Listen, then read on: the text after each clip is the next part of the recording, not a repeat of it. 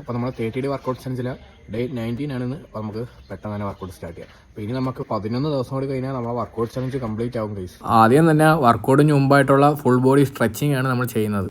Stretching കഴിഞ്ഞിട്ട് നമ്മൾ അടുത്ത ചെയ്തതെന്ന് വെച്ചാൽ ഫുൾ ബോഡി എക്സസൈസ് ആണ്.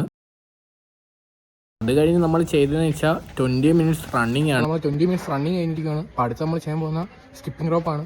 അപ്പം 10 മിനിറ്റ്സിൻ്റെ 2 സെറ്റാണ് ചെയ്യുന്നത്. അപ്പോൾ നമ്മുടെ first set skipping rope start ആയിട്ടുണ്ട് ഗൈസ്.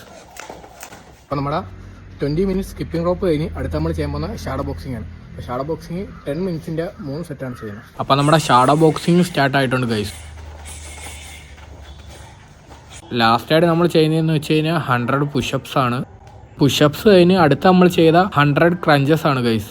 നമ്മൾ വർക്കൗട്ട് കഴിഞ്ഞ് മസ്റ്റായിട്ട് ചെയ്യേണ്ട ഒരു കാര്യമാണ് ഫുൾ ബോഡി സ്ട്രെച്ചിങ്, അല്ലെങ്കിൽ നമുക്ക് മസിൽസ് ഇഞ്ചറി വരാൻ ചാൻസ് കൂടുതലാണ്. ഗൈസ് അപ്പോൾ നമ്മുടെ 30 ഡേ വർക്കൗട്ട് സെൻസിൽ ഡേ 19 അങ്ങനെ കംപ്ലീറ്റ് ആയിരിക്കുകയാണ്. അപ്പോൾ ഗൈസ് ഫോളോ ചെയ്യുക, സപ്പോർട്ട് ചെയ്യുക.